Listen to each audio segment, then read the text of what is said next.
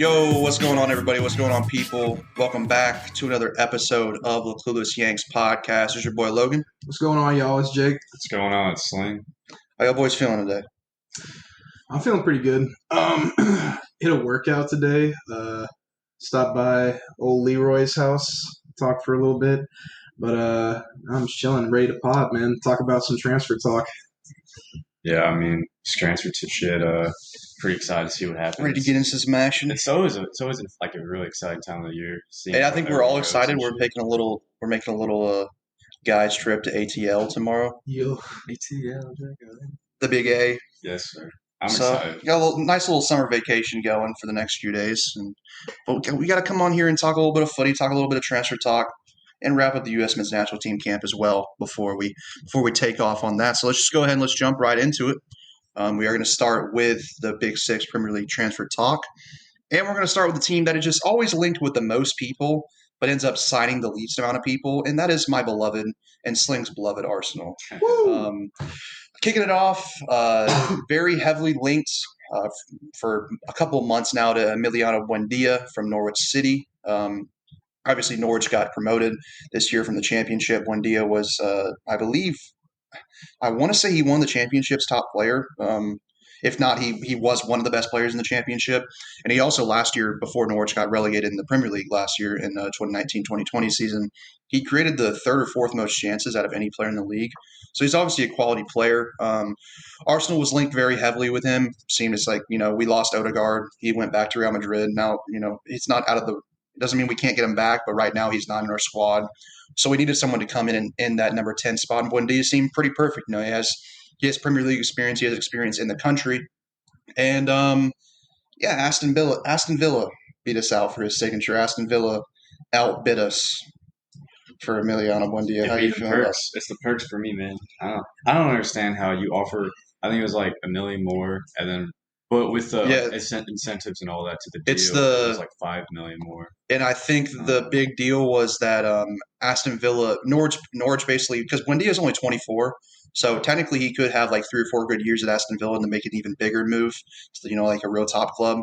And Aston Villa or Norwich wanted to insert a 10% sell-on clause. So like if Villa in the future sold Buendia for $70 million to maybe like Real Madrid or somebody like that, then they get the $7 million back from that sell because they get 10%. Yeah. So, and basically Arsenal said no. So I don't know. I would have liked Buendia. I think he's a good player. I think he fits our system as well because what we kind of struggle with is we don't have midfielders that can score goals, and Buendia has kind of fit that bill for Norwich the past few seasons. He's a guy that scores goals from midfield. But at the same time, you're a club like Arsenal. You really shouldn't be putting a sell-on clause in with a guy when you buy him. Like I just think that's something that smaller clubs do to get players. So I don't know. It's going to depend on what Arsenal does from now, but I'm not too torn up about it. Basically, Arsenal said, "Look, we're not going to bid more than about $30 million." And Aston Villa bid more than that and added the sell-on clause. So he goes to Villa. Villa could have a little bit of a squad next season, depending on what happens with old Jackie Grealish if he stays. But they could have a really good front. I don't know if Buendia can play as a winger as well. So you imagine a front three of like Buendia, Jack Grealish, and then Ollie Watkins, who had a really good first season at striker in the Premier League. So they could have a pretty strong team next season, depending on how this transfer season wraps up. But yeah, Arsenal missed out on Buendia. I'm a little disappointed, but at the same time, it's like, if we get somebody else in that position, I'll forget about it pretty quickly because I kind of agree with kind of the consensus around Arsenal that they just didn't want to add that sell-on clause in there. And I kind of get that as a big club. You don't want to add a sell-on clause in case you sell them in the future. So, missing on Buendia, we got to look for replacements. Obviously, one obvious one is Odegaard. Reports saying that it could be upwards of £50 million to get him. Nope. Yeah, I just don't. For 50, I'm letting them go. I'm saying maybe max 35. That's what I had said. When we did the Arsenal review, 35 was like kind of where I was putting him at, like what I would give. 50 to me was a number we threw out there, like originally. That was when he was like just fucking playing amazing. Yeah. We were kind of in the moment. We were like, yo, my God, this guy's amazing. Please just sign him. Yeah. Which, I mean, if we sign for 50 and he plays like that again, I'd be happy with it. But I don't know if he'll keep that up. So. Yeah, the thing is, if we were in a financial situation where we had a shit ton of money, I'd be like, okay, spend 50 on him, and then we can go still spend a bunch of money on other players. But I know if we spend 50 on Odegaard, we probably won't even have another 50 million to spend after that. So we kind of got to spend, got to be smart with our spending.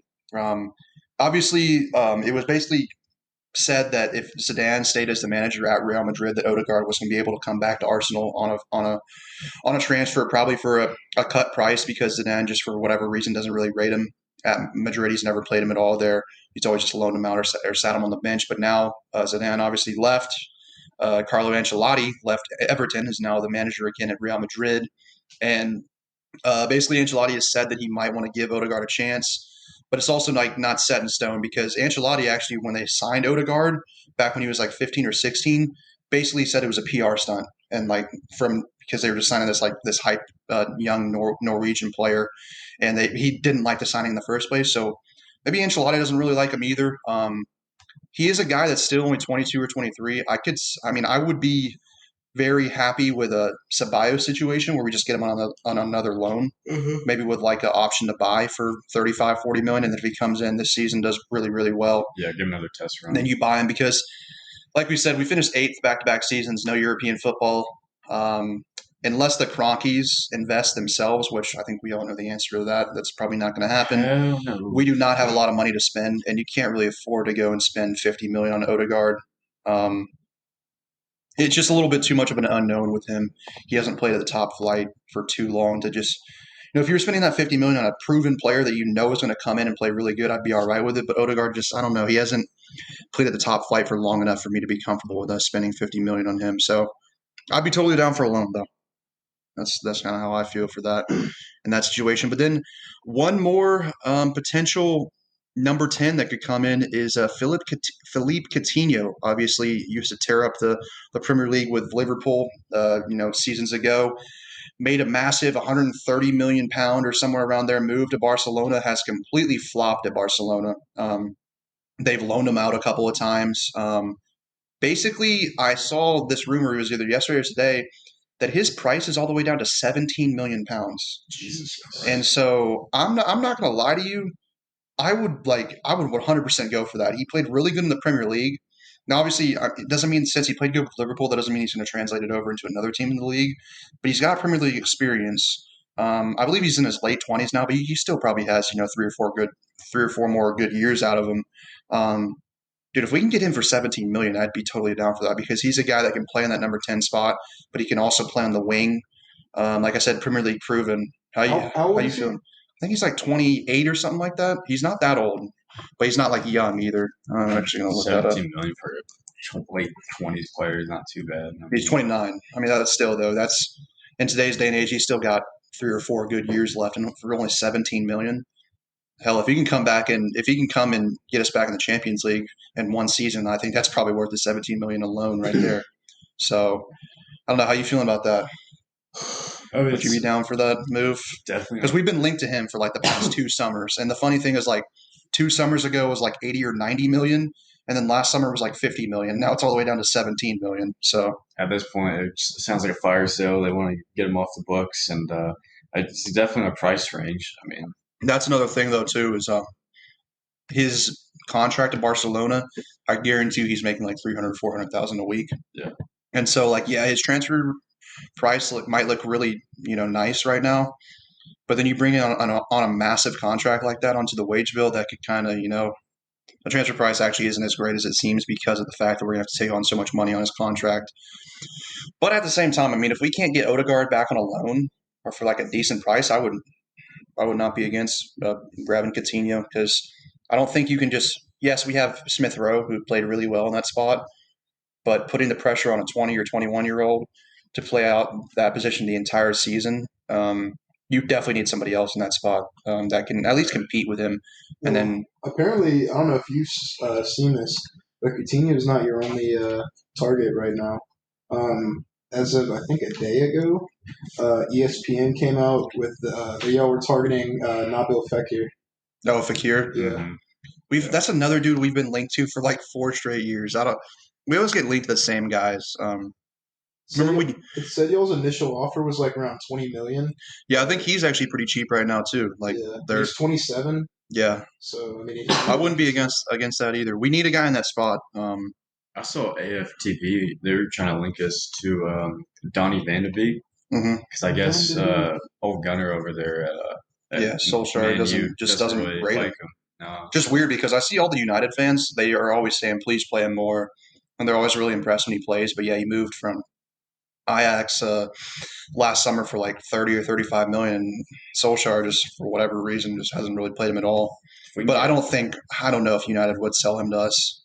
If we get him from cheap, if they decide to unload him like that, I think that could be a good. Yeah, they could be potentially giving y'all like a Yeah. star, one of their a rival because I mean it's a big 6 team that you're basically giving up. What could be potentially. I feel like if they a sell better him, midfielder, too. I feel like if they sell him, they're probably going to want to try and sell him abroad, like out of the league. So yeah, I don't know if that'll happen. But hey, Odegaard back on loan, Coutinho or Fekir for like a cut price. I'd be cool with either one of those. I think that's an upgrade on what we have, or we really have nothing basically right now because we lost Odegaard back to Real Madrid. His loan ran out. So let's talk about someone that's on the out. It hasn't been officially announced yet, but it's basically been confirmed that Granit Xhaka will be going to AS Roma to join Jose Mourinho for around 18 to 20 million. I don't know how you feel about that. Seems kind of low, but I mean, at his age, I guess. I mean, yeah, I mean, I guess him and Coutinho are like very similar age wise, and they're very similar price wise. So I guess I don't know. But it wasn't like I mean, I thought he had a really good year this past year, but I mean, if will he be able to continue that at Roma? I don't know. We'll see. We just have to see if it like plays out for them. See, this is what I think. I think he's going to go to Roma, and I think our fans are going to be pissed come the end of next season because he's going to have like a team of the season type performance in Serie A. I think he fits Serie A to a T. They play a much slower football style of play over there that fits him because he's not very athletic. He's not super quick with the ball at his feet and just super quick in general. And just the style of play that they play, they like to throw balls over the top. They like to switch the play. He's a good long passer of the ball. He's good at build up. I think he'll go over to and play really, really well for Roma. But I want Arsenal fans to realize that he had 5 seasons at Arsenal. We haven't been in the Champions League in any season that he's been here. He's not had an awful career. I think people kind of are just going to remember his mistakes more than anything, which, I mean, it's fair. He did make, I think since he's been at Arsenal, he's made the most mistakes, leading to an opposing team scoring a goal than any other player in the league. But he also hasn't been bad. Like Sling said, I thought he actually was one of our most, consistent players this season. But just please don't be upset when he goes to Serie A and plays really well because it's just different. He's going to fit that league, in my opinion. I think he's going to go there and he's going to hit the ground running. But I think it probably was about time for him to move on. Thanks for his service. I don't know. I just think his time kind of ran out. Like you said, he's like 29 now. You can get 20 million for him. Hopefully invested it in someone younger. I'm in a different style of player because I would like a little bit more athleticism in that midfield to kind of partner up with Party. I think that'll help us a lot. And so, yeah, I mean, I'm kind of cool with it. I would have liked to see if we could maybe get like 25 million, but 18 to 20, I'm not going to complain. It is what it is. So, obviously, with him on his way out and Daniel Ceballos heading back to Real Madrid, which we were not going to look to loan him again, thank God. We need guys in the midfield. We're left with Thomas Partey right now, Mohamed El Neni, maybe Joe Willock. I haven't really seen a lot of rumors about him getting sold, so maybe Arteta plans on keeping him this summer. But really, those are the only 3 midfielders we have, and we need more than three midfielders for those 2 spots. You need at least probably 4 or 5. And so we are linked with a few guys. First of all is the main man, the guy that I think should be our number 1 target, and that's Yves Bissouma from Brighton. Mm-hmm. For me, the perfect fit to put next to Partey. We saw Thomas Partey in that final game of the season get forward more because he had Mohamed El Neni playing next to him, and he was really playing as the holding number 6. And Partey actually looked really good going forward. He finally was not skying shots into Rosie at the top of the Emirates in the nosebleeds. Yeah, and he actually looked really good going forward and having a little bit of freedom. And I think that Basuma is that perfect number 6. You bring him in. The dude's just a destroyer. He runs everywhere. He's got elite athleticism. He reads the game really well. And he's not just a a hard nosed tackling number 6. He can play football as well. He'll score you a long range goal every now and then. He's good with the ball at his feet. He's a pretty good dribbler. And the rumor is Brighton are willing to sell him for 35 to 40 million. I don't know why we haven't just already bought him. In my opinion, I don't get how. That's not a ton of money for a player like him. He's still only 24 years old. If Arsenal fuck this up and don't sign Basuma, I'm going to be pissed. I don't know. I really want Basuma. What do you kind of share that sentiment? I need it. I don't want it. I need it. Yeah, I mean, the last game of the season there when we played Brighton there at the end. He was their best player by far. He was by far. We probably would have beaten them 5-0 if he wasn't on the pitch. Yeah, he was their best player he was one of the best players on the pitch in general, like between both teams that game, in my opinion. He looked really good. He was making some awesome tackles on the ball. I don't know. He definitely excited me. Just seeing this. He's just that. I'm not saying he's a level of Conte, but he is that type of player that the rest of your players, your forwards, your attackers can play more freely because they know they got this dude behind them that's just going to cover ground an insane amount of ground and cut out counter attacks. It just helps the entire team when you have someone like that. So for me, that's just a no-brainer. You just got to get him in red. Then he'll be better than Conte. Yeah, true. I don't know. It's mental illness, I guess. It has to be. Look, we had our chance to sign Conte. We signed fucking Granit Xhaka. We have our chance to sign Basuma now. We better not sign fucking Ruben Neves, okay? Okay, well, let's sit around. I already know who you need to sign. You already know who you need to sign. Okay, well, we're about to come on to that. I'm just saying. But, what? Whoa, elite pause. Can y'all stop with this? Elite Golly. Y'all are so inappropriate. It's ridiculous. But no, anyways, we are linked with Ruben Neves. Now, let me say this real quick. If we bought Basuma and Ruben Neves, okay, perfectly fine with that. I think Ruben Neves is a good player. In my opinion, I think he is a slight upgrade on Granit Xhaka, but that's what a slight upgrade. And apparently it's going to take about 40 to 42 million to buy him. It's not worth paying an extra 20 million on top of what you sold Xhaka for to get a slight upgrade on him. In my opinion, you should have just kept Xhaka. No, I know Neves is like 24 or something like that. He's 5 years younger than Xhaka, so has room to improve. But yeah, we better not do this shit again. Like I said, we were linked to Conte. We ended up signing Granit Xhaka. Now we're linked to Basuma, and we better not end up only signing Ruben Neves. 42 million. He's literally rated by Wolves more expensive than Basuma. And in my opinion, there's not a single person on this planet that would take Neves over Basuma. So I don't. What do you think the brilliant minds in Arsenal, Edu Gaspar and all those guys in the board? What do you think they're thinking? I mean, I don't think they're thinking at all, in my opinion. Probably neither because they just don't want to spend money. They're pulling a money ball. Yeah. Okay. They're looking into the statistics. Which guy gets on base the most? That's the thing, though. If Neves was going for like 20 million, okay, we'll take the cheaper option and then see if it works out for us. But he's literally being rated right now more expensive than Basuma would be. And Basuma's a better player. So please, Arsenal, please, you fuck so many things up. Please don't fuck this one up as well. Get Basuma. And then, hey, if you want to bring in Neves on top of that, not instead of that, on top of that, then, hey, I'm perfectly fine with that. However, neither. If we don't get Yves Basuma, you know who I would like? Tyler Adams. Tyler fucking Adams. An American. See, but the problem with that... Fuck off. No, just listen to me. The problem with that is I have heard lots of rumors about Tyler Adams that Mikel Arteta wants him to come play that right back role because Arteta likes to bring his right back into the midfield, play kind of an inverted wing back position. Please do not fucking buy him if you're going to do that. From a selfish U.S. men's national team standpoint, we do not want you to bring him here and play him at fucking right back. If you go and buy Tyler Adams, you come and play him next to Thomas Partey in the midfield, who, by the way, I think that's a perfect partner with. I think he's very similar to Basuma. I think Basuma's better. He's more polished, but Adams is that type of player that has really good athleticism. He'll cover a bunch of ground. He'll cut out counterattacks. So if we're going to bring in Adams, play him in that number 6, I'd be completely fine with that. I would love to see an American at Arsenal. I know Jake gets the luxury of seeing an American at Chelsea. Yes.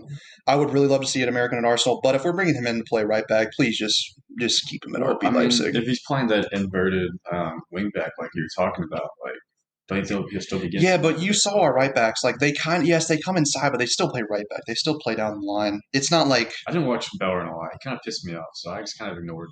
I just don't want to look at his face. he just didn't, when he got the ball, you just looked away. I was like, fuck, pass it, God damn it! fucking shit, pass it. Like, aren't you supposed to be on a runway right now? Get that shit off the screen. Yeah. So that's kind of like our midfield links right now. In a perfect world, I want Basuma. We could bring in Adams on top of that. I'd be cool with that. Or if we bring in Neves on top of that, I'd be cool. Get me Basuma and get me one of those number 10s. And then, whatever else happens beyond that. We obviously need a right back. Haven't had much links lately. We need a backup left back. Haven't had too many links as well. But it's just the beginning of the transfer window. So we'll see where it takes us. And then finally, as we wrap up the Arsenal transfer talk, fucking Ben White for $50 million from Brighton. who? I don't know. No, okay, but I know who Ben White is. He's a decent player. I fucking don't. He's another one of those. No, the Makes reason one of us. he's $50 million is because he's English, and so it like just doubles his price for no fucking reason. If we pay $50 million for Ben White, I'm switching teams. I will no longer be an Arsenal fan. I'm just going to keep it at that because we don't need center backs. We had the third best defense in the league last year. Yes, Where we you lost. going? We lost David Luiz, but we're bringing back Saliba from loan. So keep the guys you have. Keep Keep Gabriel, Pablo Mari, Rob Holding, William Saliba, and then I know Mavropanos is coming back from loan too. Or bring up a younger kid. You have 4 or 5 center backs. That's all you need. You don't need. Oh, Callum Chambers there too, who has played right back, but he can play center back as well. So if we buy Ben White, if we spend the majority of our transfer budget, which I think if we spend $50 million on him, that probably is the majority of our transfer budget. If we do that, I'm literally switching teams. I'm no longer an Arsenal fan. Shit, come on over, baby. Let's say, what team would you be Yes, choosing sir. if you Not were Chelsea. Arsenal? Come on over, baby. So undecided. All right, let's move on to teams that will probably actually spend money, a significant amount of money this summer. These are teams that get linked to players and they actually end up buying the players. So let's start off with Chelsea with their sugar daddy, Roman Abramovich. Heavy links in the past month to a little double H duo, Holland and Hakimi. Holland, obviously from Borussia Dortmund, one of the best young strikers in the world, or just one of the best strikers in the world in general, only like 20 years old. He's, in my opinion, him and Mbappe are like kind of that next Ronaldo, Messi kind of comparisons. Now, I'm not going to say they're going to be as good as those guys, but those will be the two guys over the next 10 years that are going to be compared against each other. They have the best potential and the best resume so far as to being the closest to them. Yeah, and so Holland apparently is it looks like it might be a little bit too much for Chelsea this summer, though. It's reported maybe like 110 million pounds or euros. Doesn't look like Chelsea wants to spend that much because Holland, obviously, next season, at the end of next season, there is all of a sudden a release clause in his contract for 70 million. So I think a lot of teams are looking at that, saying that why would we spend an extra 40 million this summer when we just wait an extra year and then get him for $40 million less? So there will be, I don't even know how many teams lining up to sign him next summer, but I did see recent rumors looking like Holland potentially might be staying at Dortmund this summer. We will get back onto that later in the pod. There's another team in the Big Six that is linked to him, but we'll stick with Chelsea for now. Chelsea have put in a £43 million bid for Achraf Hakimi. I don't know if that's how you pronounce his first name. I'm not entirely sure, but Hakimi is obviously a very good right wing back from Inter Milan, like we talked about, or might have been talking about this off the pod, but Antonio Conte won the league with Inter Milan, but left, which you're thinking, why the hell would you leave after winning the league? It's because all those teams in the Serie A are in a really bad spot financially, and so Inter Milan are going to be looking to sell players this summer instead of buying, and one of those guys are looking to sell is Hakimi. I saw they were looking to get like 60 or 70. 68 fucking .8 million. I don't know how you're going to get that for a right back, especially when, he was good, but it's not like he was like the best right back in the world. And it's not like we fucking need one. I mean, I'm going to be honest. That's true. You have Reece James. Reece James on the right, and even if you're saying, okay, we want a world-class wingback on the left. You know what I'm thinking, though? We have Chilwell, and Chilwell is pretty good, dude. I'm fine with Chilwell. I have no fucking problems with Chilwell. Hear me out on this, though. Aspilicueta is what, 34? Getting up there in age? Yeah, he's up there. What if Reece James, if y'all play the same formation, what if Reece James then becomes that third center back? And then Hakimi, who is a brilliant right wing back, because that's what he's good at. He's good at attack. He's not that great at defending. So he's perfect for a 3 or 5 back. What if that's the case? Then he comes in and plays right wing back, and then Reece James drops back into that right center back in a back three. Yeah, I could see that happening, and also I think it's because Inter has had interest in Emerson Palmieri and Andreas Christensen. So that's a center back and a left back or a left wing back that's going to also be going. So it's kind of like we would like a replacement, at least one, and I guess.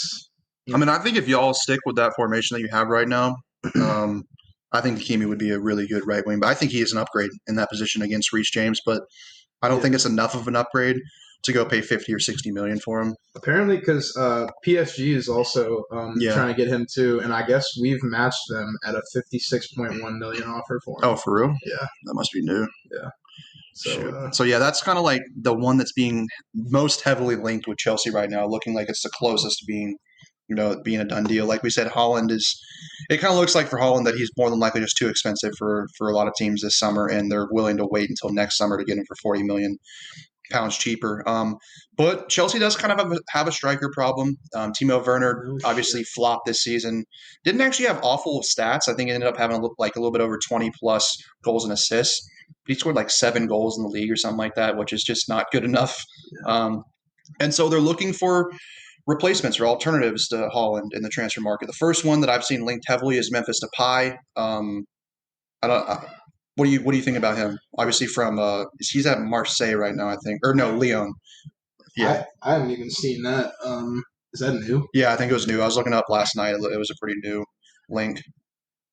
I mean, it's never good going from like, oh yeah, we have a possibility of signing Haaland to Depay, but Depay's too a guy that he was in the Premier League for Man United and kind of flopped with United before they sold him to the French league. So I don't know, but he's played really good in the French league.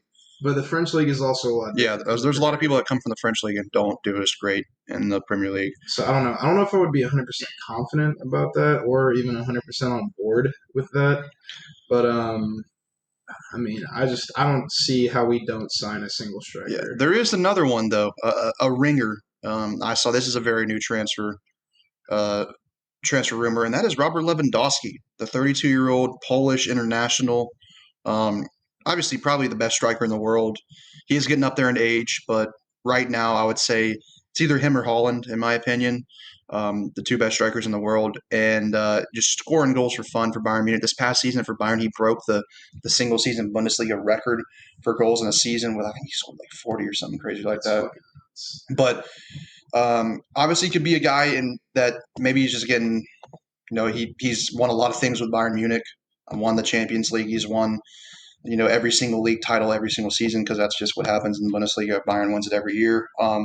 He's won plenty of cups. Maybe he's looking for a new challenge. He's getting late on in his career. Obviously, Chelsea just won the Champions League, but their probably biggest weakness is that striker spot. So he's thinking he can come in and maybe win the Champions League again with Chelsea. And then also, if Chelsea bring in a top striker like Lewandowski, that then, in my opinion, will then put them as clear challengers with City and Liverpool at the top to win the league. Yeah. So maybe he's ready for a new challenge. What would you I feel like you'd be pretty excited about him. I would be all for that. I would be way more for that than, Depay. But, I mean, that's the one thing that I felt like we've just been missing. Or maybe there's two things I feel like we've been missing. But the main one is just a clinical striker that when he has a solid opportunity, probably 8 to 9 times out of 10, he's going to put it away. And we just didn't have that with really anybody on our team. It's like 2 times out of 10, he'll put it away. Yeah. And the other thing I was going to say that we have missing is just like creativity. Like we just don't have too many people that can, take on multiple defenders or get by guys and create something on their feet. And, that's a whole other thing. Yeah, but so, I mean, speaking of creativity, though, Lewandowski would obviously be a really good signing for Chelsea. But I'd love that. If y'all are looking in the creativity department, let's go ahead and talk about our guy, Jackie Grealish. Now, for me, that's the dream for me. I know Arsenal are not going to go spend 90, 100 million on him because our owners fucking despise us and just use us as a cash cow. They don't actually care about the club. But recently, Chelsea have been getting very heavy links. Originally, it was really just City and United as getting the heavy links towards Grealish this summer, with like a hint at Arsenal, because apparently Grealish is an Arsenal fan. His best friend is Bukayo Saka. But at some point, you also have to pay the money to get him. You can't just be like, oh, he likes us, so he's going to come. Yeah. So no, these teams though, City, United, and Chelsea, they have the money, and Chelsea were very recently linked with Jack Grealish. If Grealish went to Chelsea, dude, that's See, I didn't know that either. Yeah, that was a very new link. Oh my god! I'm pretty sure when I was looking this stuff up last night, like late last night, it actually came out like in the morning news in the UK. Like it was the link was like 15 minutes old. Although what's his price tag looking like though? Because it's going to be at least 80 million from what I've seen, and there's a chance it could be triple digits. God. Triple million digits. Yeah, that's a lot of money. But if we could get him aboard, that'd be nuts. And those are the three teams that would probably spend that money if there is a chance. Would be City, United, and Chelsea, and really City and Chelsea the more likely of the three. So that would be a crazy signing. I pray to God that Grealish does not go to Chelsea. I don't want him to go to United. If he goes to City, it's like City's been dominating the league now for like 8 years. So if he goes to City, it's like it's just going to be more of the same. It's whatever. Yeah. But don't go to United and Chelsea, please. But yeah, that'd be one hell of a signing for Chelsea and would really solve that creativity spot. But at the same time, selfishly, I think that could fuck up Pulisic. Yeah, I was thinking about that, but like, I don't know. From a club standpoint, club standpoint, like, hey, sorry, Pulisic, but Grealish is fucking insane. So, well, then y'all can just send Pulisic over to Arsenal. That's true. That's true. Pulisic, hey man, Pulisic coming off the bench is pretty nuts. So. Yeah, I don't think he wants to do that anymore. Yeah, so. I don't think he does either. But and then also, apparently there was like talks with Rudiger that he's not very happy at Chelsea. And for real? Yeah, like that's weird. You figured maybe that was the case under Lampard, but under Tuchel, it seems like he's kind of had a new life. Dude, I saw some shit where like after they won the Champions League, like Tuchel tried coming over to like talk to him or like celebrate, and Rudiger like shushed him. Yeah, the fuck. Like I don't know what's going on, but it was weird. And then we also obviously Thiago Silva and Giroud, we extended them, and then AC Milan. This was a few days ago was set to sign Fikayo Tomori for 25 million. So that's pretty good. Get some money in from him, yeah, and then send in other guys. Mm-hmm. All right. After obviously we just talked about Jack Grealish, but another hot commodity in the English Premier League transfer rumors is Harry Kane. Harry Kane looks like he will probably be on the out from Spurs. Obviously, Spurs just recently, it hasn't been officially announced, but it looks like they're basically making a complete swap with Roma. They're getting Roma's old manager, Paulo Fonseca, and obviously Jose Mourinho has already been announced that Roma is their new manager. Not a very exciting manager coming in. I don't think that's going to really convince Harry Kane to want to stay and play in the UEFA Conference League next season. It doesn't look like Spurs are in a financial spot to go and spend a bunch of money to really improve the squad. So more than likely, Harry Kane is on the way out. Really only being linked heavily to United and City. That was a guy like maybe Chelsea, would think, obviously, let's try and go for him. He's a proven Premier League striker, the best striker in the Premier League, more than in my opinion. Yeah. As much as I don't like to say that. But I think there could be a thing with Harry Kane, though, that he just, with the fact that he played at Spurs, Spurs being rivals with Chelsea, he at least might have the respect enough to be like, nah, I'm just not going to go to Chelsea or like a team like Arsenal, which Arsenal wouldn't spend the money on anyways. Harry, no hard feelings, man. But so, yeah, he's linked with United and City very heavily. There hasn't been any official bids placed that have come into the news or any sort. So it's really just links and rumors right now. I think if City get Harry Kane, they're going to win the title for like the next 4 years. And then if United get Harry Kane, they're now up there with City and Liverpool as like, real, title challengers in my opinion. So we'll see where that goes, but that's something to follow for the summer. Harry Kane more than likely will be moving on, and I'm very excited about that. Spurs back in the mud. It's a beautiful thing. We gotta kick them out of the top 6 if he's out of there. Dude, if he leaves, there's rumors now. If Harry Kane leaves, there's a good chance Son might leave as well. So they will just be fucked. They will just be screwed. That's zero attack. That's That's like all of their goals just gone in one off season. We replaced them with like fucking if Grealish stays, Dude, Villa will Leicester is already kind of in that. Right. Yeah, that's true. Brighton's my pick. Brighton, if it was just based off XG, would literally be in the top 6 right now. Yeah. So. But hopefully we take some of Brighton's squad. Not Ben White, but Bissouma. All right, on to Manchester United. We already spoke about them with Grealish and Harry Kane. So there's only one more person to talk about, and that's the guy that's been heavily linked to them, and that is Jadon Sancho. Obviously, the young English winger at Borussia Dortmund was in Manchester City's system, came up through their academy, got his debut at Man City, but never really broke through into the first team consistently. So he decided to, make a jump to Germany and played for Dortmund. Now he's become one of the best wingers in the Bundesliga. And he looks like he wants to make the move back to the Premier League. It is kind of a snake move, wanting to go to Man United after coming up through Man City's academy. But I guess if you never really played that much in their senior team, you probably don't have as much of a strong opinion about that. But it looks like Sancho. It looks like Dortmund want like 80 million or somewhere around there, and United have yet to bid that much. They're bidding like 20 million or so below the set price by Dortmund, or actually might be like 100 million. They're bidding 80 million. It's one of those two, but they're about 20 million below the set price by Borussia Dortmund. Obviously, they did the same thing last summer where they underbid for him, and Sancho just ended up staying at Dortmund. I kind of want Sancho to leave because, from a U.S. men's national team standpoint, that means Gio Reyna will probably be starting consistently for Dortmund if that's the case. Sure. As much as I like, and at the same time, I think Sancho's good, but I don't think he's an 80 to 100 million pound player. I think he's just like he's a 50, 60 million pound player. And I can see him going to United and playing well for them, but he's not like a Grealish. He's not a Harry Kane. He's not a Haaland. He's not like that player that he comes in. If United sign Harry Kane, if they sign Grealish, like I said, that's them up there with City and Liverpool challenge for the title, in my opinion.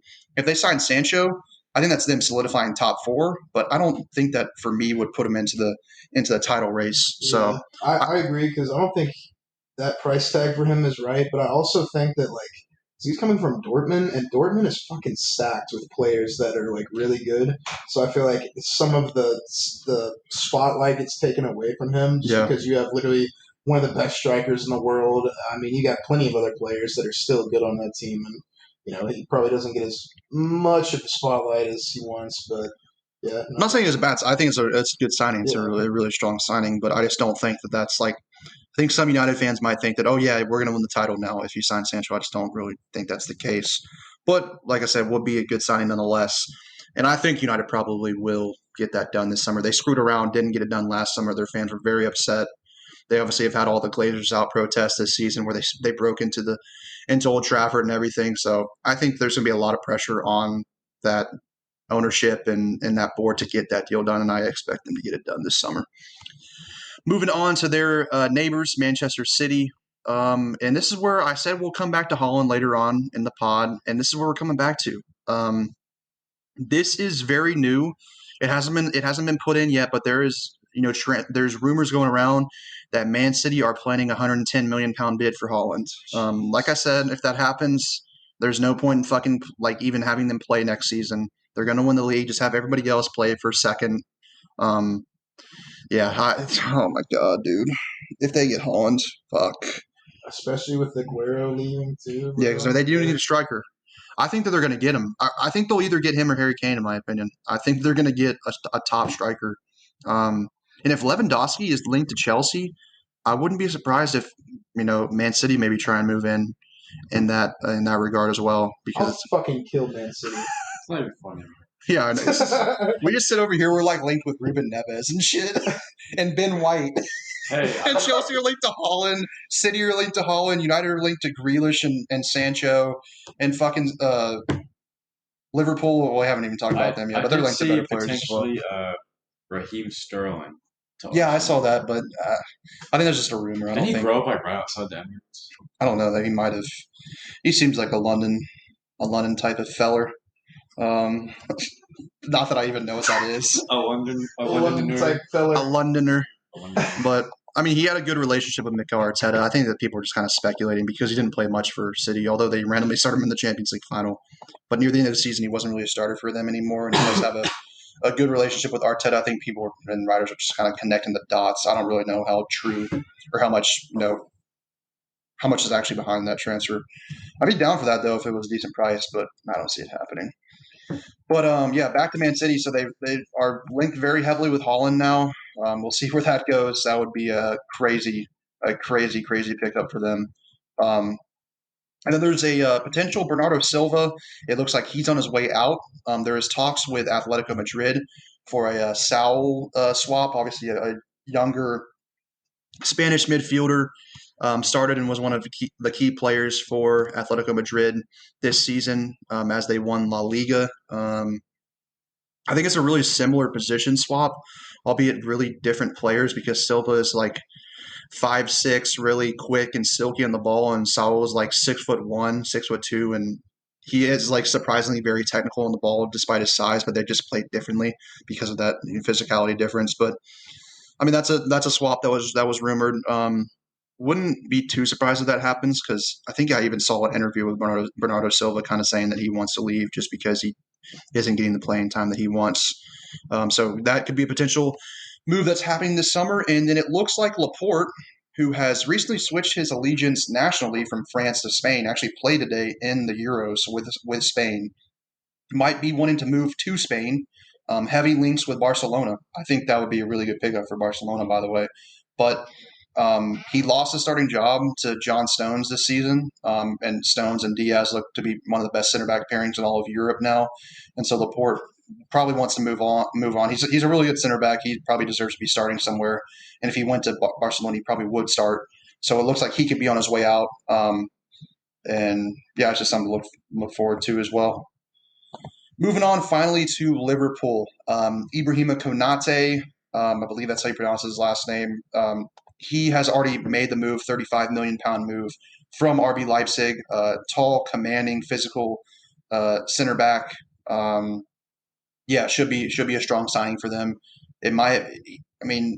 Joe Gomez and Virgil van Dijk are probably their center back pairing, but both of them are coming back from long injuries, so he could be a pretty key. Konate could be a pretty key player for them next season. Them, it's like steep Phillips and I think Matip might be on his way out. Yeah. And they got like these random dudes I never really heard of. Solid third. Yeah. So after him, there's not much. But we saw this season that they were in a tough situation with those backups having to play. Yeah, so that's actually probably a really good signing for them. And then one big outgoing transfer for Liverpool is Jorginho Wijnaldum, who was originally thought that everybody was like, okay, so move Barcelona after this season. He's on his way to PSG. They swooped in at the last second. I think offered him more money or like a better overall package. And pause. And right. I wasn't going to say anything. And he's on his way to PSG. So they need a replacement, and that replacement that they're linked to recently is Florian Neuhaus, a really talented young German center midfielder. Had a really good season for Borussia Mönchengladbach this year. Was heavily linked to Bayern Munich. It looked like he just because that's what Bayern does. They just take the best players from every single team in the Bundesliga. But it looks like he's backed off of those Bayern links and might be interested in a move to Liverpool. If he can translate what he did in the Bundesliga to the Premier League, I think that'd actually be a really good signing because what Wijnaldum did, he was a high-energy guy that could score goals from midfield. That's the exact same type of player Neuhaus is. So I think that'd be a really good replacement for Wijnaldum. He's also young. I think he's in his early 20s, maybe mid-20s, but he's a young player. Got a lot of potential as well. So that could be a really good pickup for Liverpool. I just feel like Liverpool always does they never really make huge signings. Like I think Van Dijk was the biggest signing they made for 70, 75 million. But they make a lot of smart signings. Like Salah, they signed him for 30 million. Sadio Mane was 35 million. Sadio Mane, he's the best footballer in the world. But they just make really smart signings. I think this could be another one. It looks like he's going to be about 35 million or so, somewhere around there. So that would be a really good signing for Liverpool. They're just really smart about what they do, and that's why they're one of the best teams in the league. Although they kind of got screwed by injuries this past season. So that is it for our transfer rumors right now. We will obviously update y'all on some transfer rumors later in the summer. But yeah, wait, dude. I hope shit starts popping off. It will, and it'll really pop off at the end. It's kind of like I've noticed soccer football has kind of turned into like the NBA. Wait till the last week to really just everything happens on the final day. It didn't used to be like that in soccer. Like a lot of teams got stuff done. They still do, but then you see in like the last week or the last day, especially, shit just goes insane. So that'll carry all the way over into August, I believe. So we'll see where all these links take us. Could be some huge signings according to the rumors that are going on right now. So we'll keep y'all updated and see if any of y'all's favorite teams get some big signings to help y'all boost your squad going into the next season. Yeah. All right, so let's jump into the second portion of the podcast. Let's jump into the U.S. men's national team rundown. And speaking of transfers, Jake, I think you got a little bit of news regarding some of our national teamers. Yeah, thank God for this one, and I hope that it goes through because this man needs to escape. Josh Sargent has been drawing interest from Borussia Mönchengladbach, so I'm all for that. Anywhere but fucking Werder Bremen. Yeah. Get him the fuck out of there. It's funny because his best contribution for the national team in that Nations League was that clearance off the line, defending, because that's what he fucking does for Werder Bremen. He just defends as a striker, even though he's a striker. So, yeah, he needs to go somewhere where he's actually going to be able to attack. He's a box-to-box striker. Yeah, for real. He's a holding striker. Yeah. But yeah, I hopefully he finds a new club with Borussia Mönchengladbach. I saw some people saying like, oh, Bremen are going to get a new coach. Maybe he'll play a lot better football. They'd be okay with Sargent staying in the Bundesliga 2 next season. I mean, I don't really care. I don't want him to be in Bundesliga 2 next year. I hope he makes a move back to the Bundesliga with somebody else, and Mönchengladbach seems like a pretty good spot for him because they have a few players at Gladbach. Marcus Thuram, Playa, I believe is the other dude. And I think both of them are linked with moves away at that striker position, so they could be looking for a new striker to come in. So that could be a good spot for him. And then one more, actually, a really big one that we've talked about before. Daryl DK is getting lots of interest from sides in England, including Watford, who has really upped their interest lately. Other teams that have been linked with him include Crystal Palace, Everton, Norwich, Wolves, and Brighton. Yeah, Watford seemed like the kind of leader right now. There's a lot more recent articles and links and transfer rumors regarding DK to Watford. Obviously, recently promoted. I think he would fit their system right now because you think of their strikers they have. It's Troy Deeney, who is a big physical striker, and he's getting up there in age. He's not as athletic as he used to be. I think DK kind of fits that bill for them well. I would like to see him make a move to like a mid-table / lower part of the table club in England. I don't think he's ready for like that top. Like I don't really want him to go to Everton just because they have Calvert-Lewin. I don't think he's going to get games over Calvert-Lewin. That's what I was going to say. And so, I mean, any of those other teams, I mean, go to Norwich, I'd be fine with that. Go to Wolves, I'd be fine with that. Although with Raul Jimenez coming back, if Jimenez is healthy from that horrible injury he had, I don't think he'll get games over him. So maybe not Wolves. Dude, Brighton? Brighton, Brighton is number one for me because Brighton plays really good football. They're solid, and dude. DK for me is an absolute like physical freak. Like he'll go out there, he's going to bully everyone he goes up against. Doesn't matter who you are, he's going to bully you. And he's a really good finisher as well, especially for someone that just turned 21 years old. But what he needs to improve on is like his link up play, his hold up play, his linking in and out with the wingers and the midfielders. And Brighton is a team that, yes, they're on the lower part of the table, probably undeservingly so based on how they play, but they play football. Like they'll try and take the game to teams. And I think at Brighton he could learn how to become a much better footballer from a technical standpoint. And if DK becomes a more technical player, dude, he's going to be one of the best strikers around, in my opinion, because he already has all the elite physical traits you could ever ask for, on top of very good finishing as well. So if he gets that technical side down, he's going to be blessed genetics. Yeah, he's going to be a problem in the future. So yeah, I would like to see Brighton, and I wouldn't be upset at like Crystal Palace. I wouldn't be upset at Norwich or Watford either. But Wolves and Everton, it's like I don't know. Just because of the guys they already have, I don't know if he'll be a regular starter, and I want to see him go to somewhere where he is a regular first team starter at that number 9 spot. Yeah. Oh, sorry, I was just kind of drew a blank right there. But yeah, so speaking of the USA, we actually whooped up on Costa Rica this past week. So we're going to get wrap into that up, summarize it for you. Yeah. So yeah, and then one more transfer talk is Hoffenheim. Look like they're trying to sign Chris Richards on a permanent deal from Bayern. This looks for as little as £10 million or 10 million euros. I don't know why Bayern want to sell him for that little. I saw a bunch of Bayern fans very upset at that. Like they rate Richards and they do not want him to sell for 10 million. There could be a buyback clause though, so that's a rumor that he could be going to Hoffenheim. But Bayern obviously just got a new coach, Julian Nagelsmann from RB Leipzig, and it is said that Nagelsmann is kind of interested in possibly keeping Richards at the club, seeing how he plays. So he might not leave after all, but if he does, it's looking like Hoffenheim could sign him. I'm kind of fine either way because I would love to see Richards break through into the Bayern team, playing on one of the best teams in the world. But at Hoffenheim is a team that's probably going to be challenging for like Europa League spots in the Bundesliga. So they're a solid team. If he goes there and becomes a regular first teamer, I'd be okay with that as well. And also another thing that I wanted to mention was Conrad De La Fuente. Looks like he's going out, leaving Barcelona. He's another guy that's going to be. They're going to put in a buyback clause on him. It looks like he's going to be making a move to Marseille in Liga 1. Ligue 1. So I'm cool with that as well. I think he needs to go get first team minutes at a club, not just play with Barcelona B all the time. So yeah, we'll see where those two links take them. We'll see if those guys make moves to new clubs this season. But yeah, so now let's jump into that Costa Rica friendly. We'll kind of summarize that game real quickly, and then we kind of want to give our overall thoughts on what was a very, very successful and a very exciting 4-game camp from the U.S. men's national team to kick off the summer. So let's start with that Costa Rica game. A lot of new players in the lineup. You had guys like Daryl Dike got the start up top. Very excited about that. Timothy Weah and Aronson started at the wings. Very excited about that as well. Tyler Adams finally got a start for the national team for the first time in ages. Very excited about that. And yeah, a lot of new players in there that didn't get to play as much in the Nations League or were only kind of playing spot roles off the bench. So we kicked off the game pretty early on.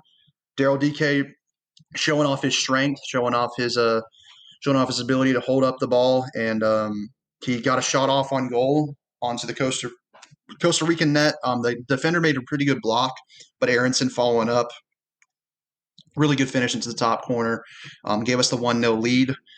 And that was kind of like the opening of the floodgates to what was a really, really good performance.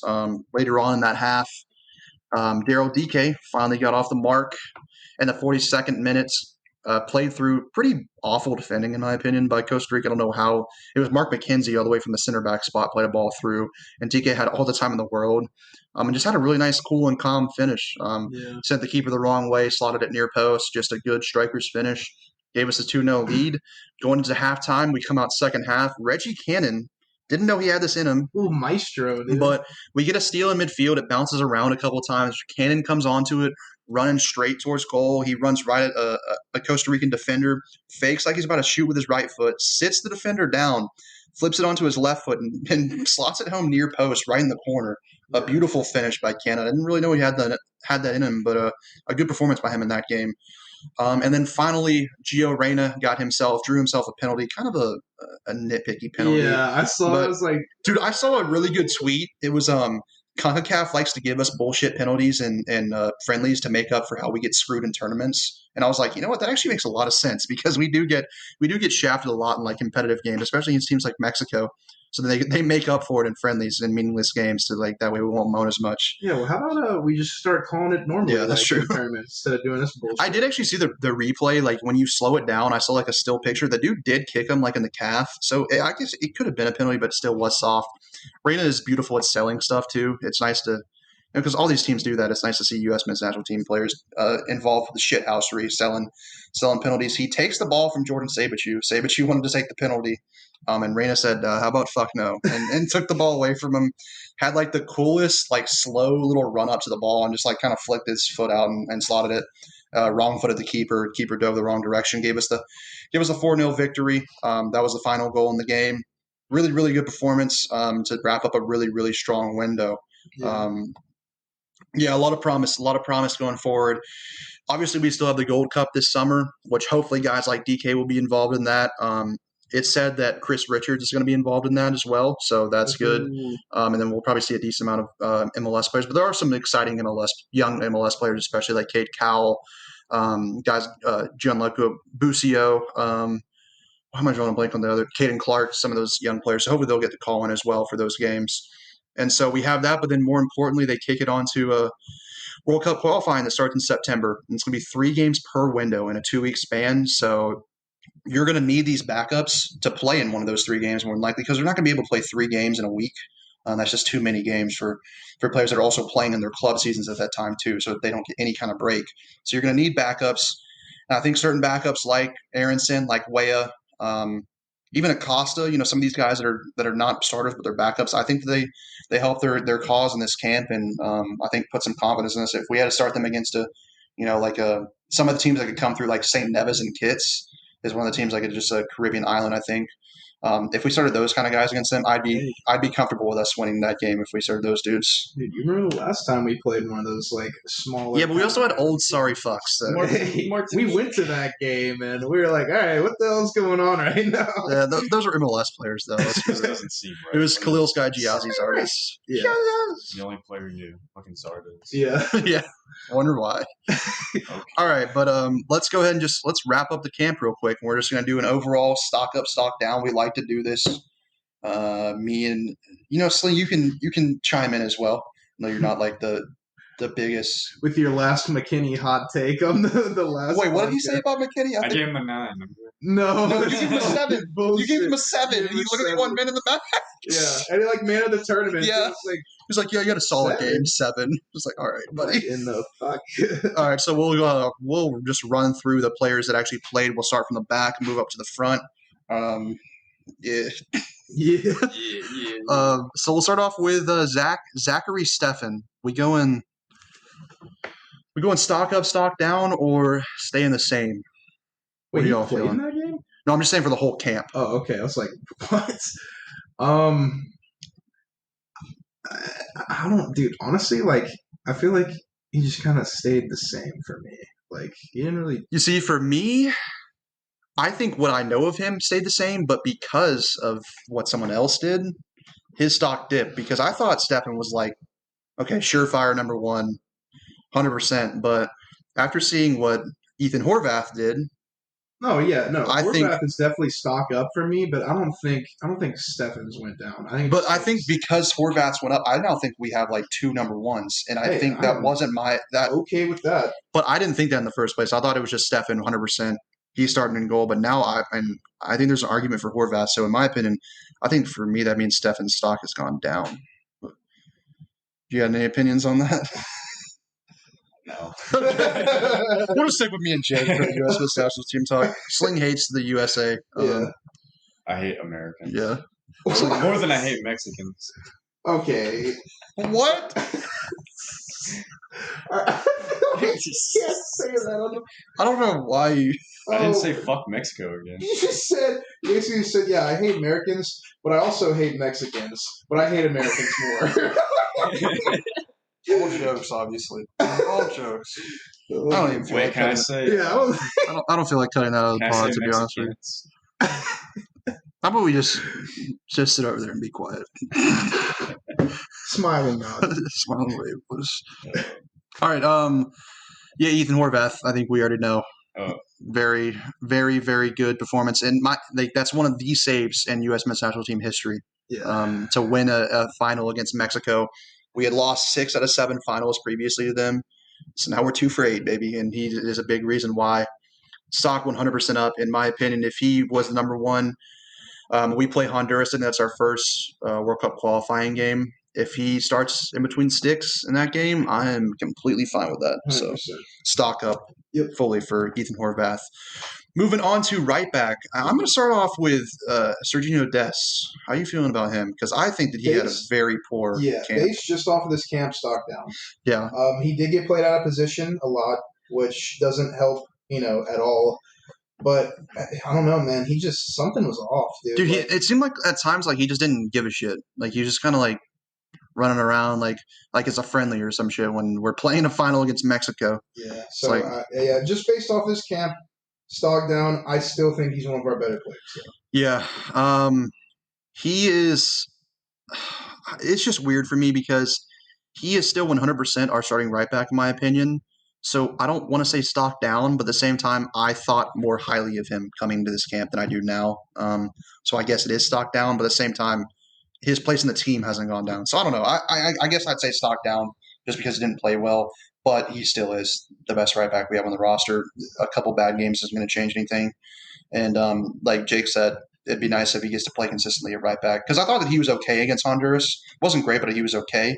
And then he was very bad against Mexico. But he was playing left back. Dude, I feel like you have to be a little bit better than okay against Honduras. That's true. But then at the same time, who on our team was better than okay against Honduras? Like the entire team sucked. It was just plus, Honduras actually came out and played. What did they beat Costa Rica? Yeah, and they kept it close with Mexico, right? No, they didn't play Mexico. They just played Costa Rica. Or was it Costa Rica that kept it close? Yeah, with Mexico? well, Costa Rica went to penalties with Mexico and lost, and then Honduras went to penalties with Costa Rica and won. And actually, Honduras had like 10 more shots. They were the better team in that team. They should have in that game. They should have just won the game in regulation. So maybe Honduras is a little bit better than we originally thought. But yeah, I kind of agree. Stock down for Sergiño Dest, but his stock was very, very high in the first place, and so it didn't really fall too much. Yeah. DeAndre Yedlin. Probably the same for me. Yeah, I think because right now he's a solid backup wingback that I wouldn't mind coming in and playing against a not as good team. Once again, I've said it before. I like the energy that he brings. He brings the fire. He's for the shithousery. Yeah, he's a good CONCACAF type player. But outside of that, I don't want to see him. I know he played in that final against Mexico, and I honestly thought he was okay. Like he was good. He was solid defensively, but when you watch like Dest play. And even Cannon to an extent, which is kind of weird, but they're better attacking than Yedlin is. And I don't know. I feel like Yedlin just isn't as good at attacking as I thought he was in the past. I don't know. I thought he was a pretty decent attacker when he played in the past. And I think a lot of people always used to say, "Oh, play him at winger instead of right back," because he was actually worse at defending than he was attacking. Yeah. But it seems like now in his career, he's actually better at defending than he is attacking. So I don't know. But I agree. He's kind of stocked the same. I thought he was solid. I don't think he was anything great, but.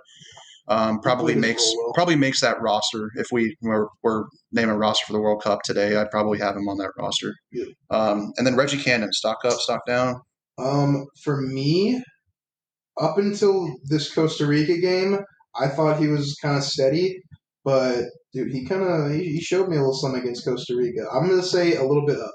See, I would have said up into the Costa Rica, I thought his stock was down. And then his stock went up against Costa Rica, so then it kind of balanced out, stayed the same. I thought that he was ass against Switzerland, like very bad. And I thought he wasn't that great against Honduras either. And then he came in like the last 15 minutes of extra time against Mexico, did his job, and then was one of our better players against Costa Rica. So what we have to remember is that for a lot of these players, although actually for him, he played in the Gold Cup in 2019, so this wasn't the first ever competitive tournament for the national team. So he does have a little bit more experience than a lot of these other guys. But yeah, I mean, if him or Yedlin have to start at right back because Dest is hurt, or for whatever dumbass reason, again, Greg decides to play Dest at left back. If him or Yedlin have to start at right back, I'm not going to have a panic attack from it. It's kind of like it's all right. And then Cannon did kind of show me some of that Costa Rica game. I had no idea he could do that when he scored that goal. So that showed me a little bit of extra stuff that he has. So I'm gonna say stock kind of the same because I thought he was kind of like a solid backup coming into the camp, and that's kind of where I still stand with him.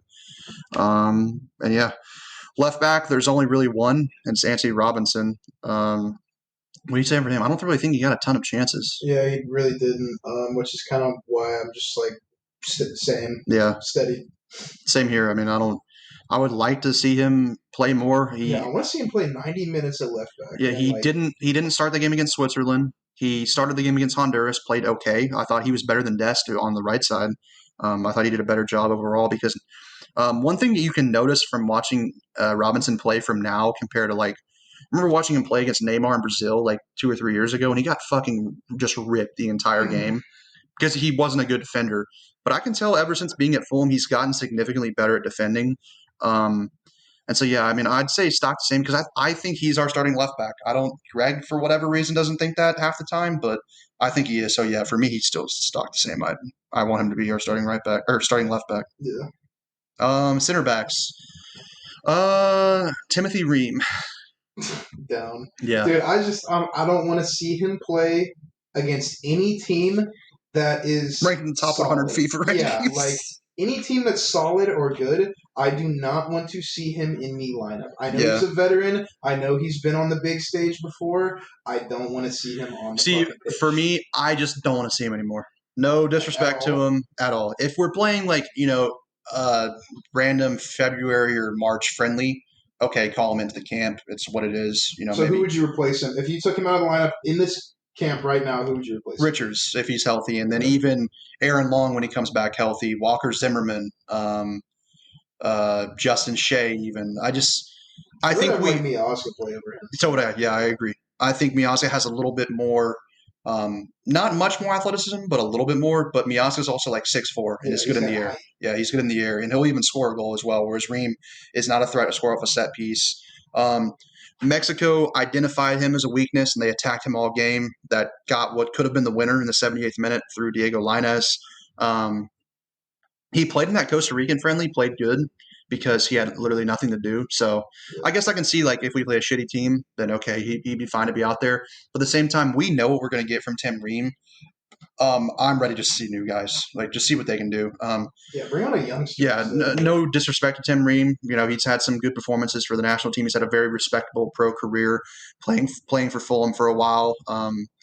And just the bottom line is, the way we like to play, he's going to find himself isolated, whether it's chasing the ball over the top or a winger running at him, and that's just a nightmare. It's just a recipe for disaster if that's the case. So, I'm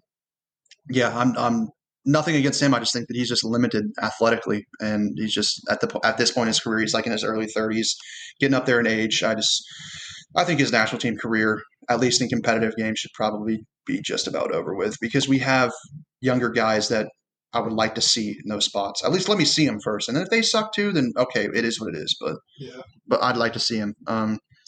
Another left-footed center back, John Anthony Brooks, the Wall of Brooks. Fucking to the moon, baby. I love John Brooks. I think we already knew he was good. We already knew he was our best center back. We already knew he was our best center back, but I'm going to be real with you. I didn't know that he was down for all the CONCACAF bullshit. I didn't know that was really him, to be honest with you. But especially in that Honduras game, he was in that Elise's dude, the striker for Honduras. He was in that man's head the entire game, from like literally the first 20 seconds in the game through the very end. Yeah. He's down for the CONCACAF bullshit. He's down for the shithousery.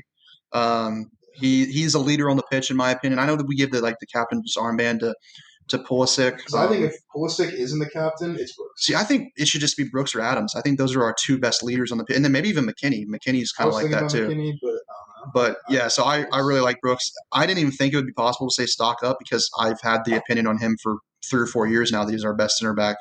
But stock up on him just because I didn't know he had that CONCACAF bullshit in him. And bringing the fire, that's baby. Nice to see. Bringing that energy. You need guys like that in your team. Yeah. And that was like one thing I was a little bit worried about with this young team is, yes, they have a lot of talent, but do they have that kind of we'll go to war against you type of mentality? And I think we saw that from a bunch of players, and he's definitely one of those players, especially being a veteran in the group. He needed to be one of those players, and he definitely came through. So stock up for sure for Brooks. Matt Miazga didn't play at all in this camp, so I'm not even there's no point really in rating him. I guess, Mark McKenzie. Stock up, stock down. So this is a weird one. Yeah, it's kind of tough. He had a big oopsie against Mexico, but I think he actually had another one that game too that he got away with. Yeah. But. So those two mistakes, it made me a little questionable, but I think he took it on the fucking chin. Yeah, especially a guy back to it, and he was like, "Look, I fucked up, but I can't fucking hang on to that shit. You got to put that in the back of your mind, and you got to go back to war." And I think that's exactly what he did. So I like seeing that, especially at a center back role. For me, I'm going to say overall stock up, but not an insane amount. Yeah, I agree. Especially he's like 21 or 22. You can make a mistake like that in the biggest game of his career so far. Yeah. Playing in the biggest game of his career. Playing for the national team. This is his first real opportunity to play for the national team in meaningful games. He could have thought when he made that mistake, he could have thought, "Oh, I'm done. This is it. I'm not going to play for the national team again." He could have put his head down and put in a bad performance the rest of the game. I think that he made a really good defensive block on. I want to say it was Irving Lozano, in the second half maybe, and the 65th minute or so. Really good defending. Lozano was weaving in and out, running at him. And Lozano's a very tricky kind of player. And McKenzie multiple times looked like he was going to go to his feet for a block, but he stayed on his feet and then ended up just blocking the shot. I thought he had a lot of good moments. He had a really nice assist to DK in that friendly against Costa Rica. I thought he was really good against Switzerland too in the first friendly. I don't really want him to be that number 2 center back next to John Brooks, to be fair, but I didn't really have high we didn't know what Mark McKenzie was coming into this group. If he's our 3rd or 4th center back, I'm completely cool with that. But also at the same time, I think he's shown, yes, he didn't make that mistake, but if we had to start him in a game in World Cup qualifying tomorrow, I wouldn't be upset about it. It'd be like, okay, I think he's going to do a job. And so, yeah, I was overall impressed with him. So yeah, stock up for me. I think it all depends on what he does against the next decent opponent we play, or good opponent that we play, or the next few. So, moving on to the midfield. We'll start off with Jackson Ewell. Down. Yeah, he's very similar to Tim Ream in my opinion, and I know this is harsh because he's still only like 23 or 24 years old, but I don't want to see him anymore. Nice. I remember saying after the Costa Rica game that Ewell was one of those players, like, if we start him against a shitty CONCACAF team, I'm okay with it. But we started him against a team, which, okay, Honduras, like we said, might have been better than we originally thought. But we started him against Honduras, and I thought he'd do okay. He was awful. Yeah. He was terrible. He was the worst player on the pitch from both teams. He came in for Tyler Adams in that game against Costa Rica, and immediately Costa Rica had their only 2 chances of the game within like 5 minutes, with Tyler Adams being off the pitch. I don't know what Ewell provides us. He's slow. He's not athletic. He's not a good defender, doesn't have good defensive positioning, doesn't read the game that well. He's supposed to be this great passer. I haven't seen it. I don't see him spraying balls around that make up for his lack of defensive awareness and ability. It's not like he's one of those midfielders that arrives late in the box and scores goals. So I don't know a single thing that he does well, at least at a national team standpoint. I know for San Jose in the MLS, he is that really good deep lying passer, but I haven't seen it for the national team. And I don't know if that's nerves. I don't know if he doesn't feel comfortable. It's a higher level of competition. He's just not able to do it. But for me, I don't think you give up on – I might have been a little bit harsh. I don't think you give up on a 24-year-old. But for this World Cup cycle, I don't want to see him playing any of those World Cup qualifying games, and then don't want to see him in the World Cup roster either. It's kind of harsh, but I don't want to see – I don't want to see him on the Gold Cup roster either. I know that he could be on the Gold Cup roster because he wasn't a regular first-team player for this, and there is going to be probably a good bit of MLS players for that. But there's some young MLS CDMs that I'd much rather see over him. Just give us something new, because we do need to find out that backup to Tyler Adams, which I think we might have found in this camp, but we need to find the backup to him as well. Yeah. And so I just don't think Ewell is that. He's just not good enough. He's not athletic enough, and then from the technical standpoint, he doesn't have enough to make up for his lack of athleticism, in my opinion. So I'm kind of done with him, and he's down bad, and my stock down bad for me. Moving on to Kellen Acosta. Surprisingly up for me, because we all know it's like MLS player, and we've seen what he's done before, and he hasn't been bad. But he's just like that's basically what he is. You know what you're going to get from Acosta. He's just kind of like an average player in the midfield. It's kind of weird with him because he's actually one of the more veteran guys on this roster. You think about the last World Cup qualifying cycle. You had a very young 17, 18-year-old Christian Pulisic, and you had John Brooks, and then you had Kellen Acosta played in a few games. He played at the Azteca against Mexico and actually played pretty decent. Yeah. So he because I remember talked about on a past podcast that Acosta was kind of one of those very hyped up youngsters 4 or 5 years ago. He was supposed to be like this next really good midfielder, come in and replace Michael Bradley, Jermaine Jones. He was supposed to be that guy. And he just kind of hasn't. His career just kind of stayed on a level plane instead of the rising plateau. Yeah, he's kind of plateauing. But I thought that he played well. I thought that he was solid against Mexico. I think that he can do everything that Ewell can do, except he's a better athlete. He's better defensively, and I think that's important. If Tyler Adams is out, you need a guy that's going to be able to cover some ground in the midfield, break up counterattacks. I think he does that. And if I'm being honest, I think he even made more line breaking passes than Ewell did. So yeah, Acosta is up for me. I think right now he's our backup number 6. I would love to see Yunus Musa. in that spot just to see what it would be like playing him at the 6. But Greg still hasn't done it. So right now, for me, if Tyler Adams is hurt for a World Cup qualifier, then Acosta probably does start at that number 6 spot. Yeah. All right, and then finally at the number 6 position, Tyler Adams. Easy, dude. We are just a different team, especially in the midfield when he's on the pitch. This is why I want Arsenal to get Adams and play him in the midfield, because he's just like, there was a few times when he came into the Mexico game where like I looked up and I was like, how the fuck did we break that pass up? And it was just Adams like just randomly covered. Like the ability for him to cover 5 yards of ground in just like that, like just a split second, is nobody else on this roster has. McKinney doesn't have it. Musa doesn't have it. Acosta doesn't have it. There's nobody else on this roster that has that just like quick initial burst to get to the ball.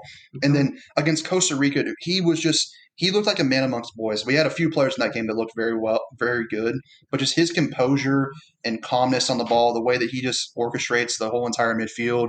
The midfield as a whole, like I was watching it kind of from like a tactic standpoint. Like when we played against Honduras, I thought our midfield was all over the place. Like Yule and McKinney, I thought they were just like randomly going out on the wings. They were coming way too deep. They were getting way too far forward. We would just have like 30 yards of open space in the midfield that Yule had to do for himself. And I think with Adams in there against Costa Rica, Leggett and Musa were always near him. He always had him like in positions to make a pass to him. They're always pretty well tight in like a triangle type spot or formation. And I think most importantly, I think he's just a leader. I think in my opinion, he's the captain. I think he should be the captain of this team. He captained the team against Costa Rica.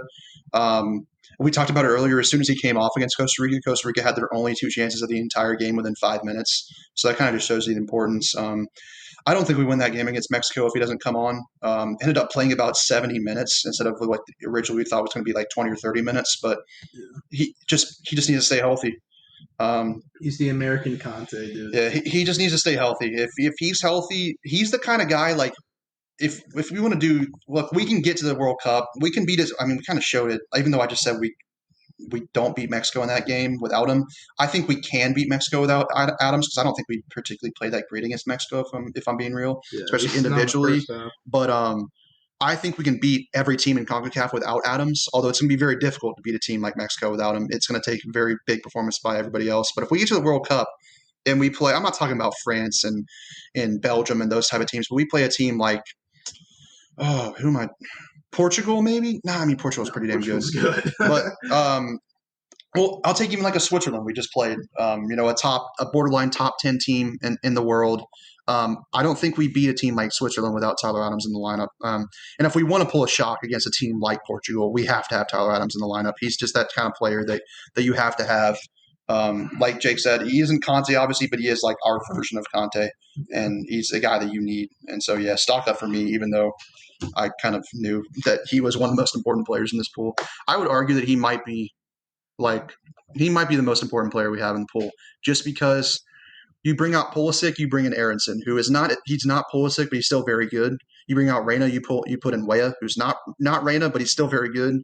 You bring out McKinney, you can bring in Musa, who is a very good replacement. You bring out Adams, you put in Acosta, which no disrespect to Acosta, he's decent, he's all right, but the drop off between anybody on our roster, I'd say Adams and Brooks might actually be our 2 most important players. Yeah.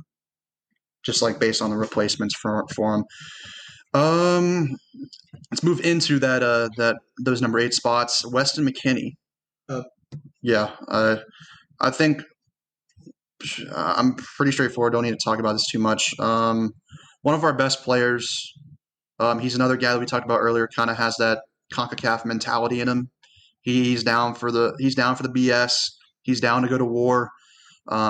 He is just amazing off of corners, apparently. I was going to say, that's one thing that I really like about him. Set pieces where you're whipping the ball and you're trying to just put it on somebody's fucking head. Yeah, he's the one. And you get a guy like you have. Okay. I had to pause myself on that. I was like, whoa. You get a guy like John Brooks, who's an aerial threat up top. We get Aaron Long back. He's an aerial threat. I think Chris Richards also is an aerial threat as well. You get a guy like McKinney coming in from the midfield, a guy even DK up. That's a lot of size and physicality off corners. And McKinney is just so good at timing headers, and he's only like 6 feet tall, but he has a very good vertical as well. And Yeah, he's a goal scoring threat off corners. I think he's a goal scoring threat in general too. He's from the midfield, so yeah, stock up for me. Even though we kind of knew what he was, but just help him. So I mean, hell, he won the man of the tournament, so Yeah.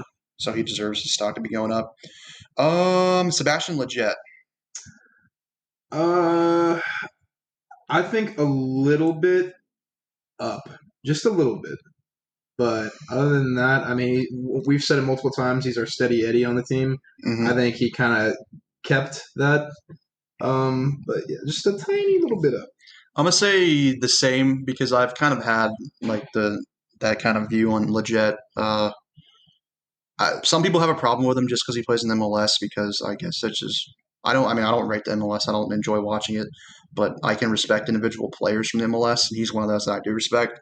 I thought that he was pretty bad against Honduras. But like we already kind of discussed, the entire team was bad against Honduras, so you can't really put too much into an individual performance, I guess. But although we did kind of rip Jackson Buell for that performance, but oh well. He's bad. But yeah, he's just bad in general. He played really good against Costa Rica. I thought he actually linked up really well and had a really good understanding with Tyler Adams. Now, if we start a CONCACAF World Cup qualifier tomorrow, I want Adams, Moose, and McKinney as my midfield. Yeah. But if Lletget is in there, he's kind of like some of the other players we already mentioned. I'm not gonna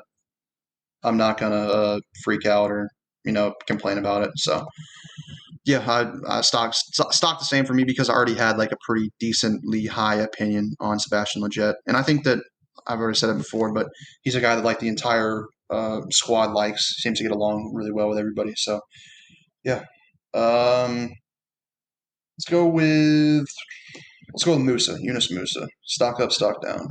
I'm gonna say up. Yeah. I thought he played very well throughout the tournament. I would like to see a little bit more, but he also needs to get like the shot, like the opportunity to do more. So I don't see him play a lot more. He played good against Switzerland.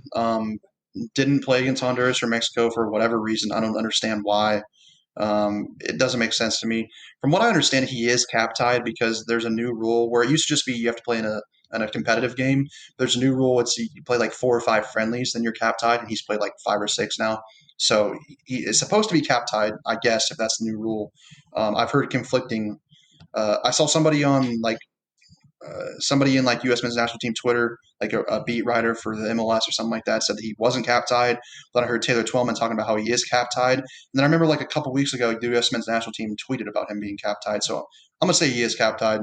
But I thought that he does stuff that like I said, Adams can do that like quick burst to try and take the ball off someone's foot. Musa just like he's so good on the ball and makes turn like he'll receive a ball and you're like, okay, his only option here, he has to just pass it back to the center back. And then all of a sudden he'll make like a quick little turn and leave 2 dudes in the dust. And it's like, how the fuck did he just do that shit? And there is not a single other player in our pool that can do that. That's that Arsenal blood in him. That's silky, sweet football. Did you say there's not another player on our team that can do that? In our midfield. Okay. I was about to say. I mean, Pulisic can do that. Pulisic and Reyna can do that, but in our midfield, he's the only midfielder that can do that. As good as McKinney and Adams are, they aren't that type of player. I just think that like when we play a team I just think he'd be perfect against Mexico because Mexico wants to press us. They want to get in our face, confront us with a lot of pressure and energy. I think that if he was in that game, he can take the ball in the turn, leave 1 or 2 guys in the dust, and then all of a sudden we have a 5-on-5 going forward. So I don't understand why he didn't get a chance to play. I want to see him play more. He needs to be a starter in the World Cup qualifying coming up, but he's a really important player in my opinion. He's the kind of player that you can just see his natural ability. People got to remember too, he's still only 18 years old. We have a couple guys, him and Gio Reyna are really good, and they're still only 18 years old. We have a lot of young guys in this team, but they are very young. And with some players, you can just kind of see like the natural ability that they have. And in terms of natural ability in this squad, he's at least top 3 in my opinion. So needs to get more minutes for me, but stock up for sure. Let's move into. I think that's it for the midfield. So let's move into the attack. Let's start off with. We'll start with wingers. We'll start with Christian Pulisic, I guess. For me, stock down. Fuck him. He's ass. No, I'm just kidding. Because I know Pulisic and I know he's really good, but in this tournament he didn't show me what I was expecting.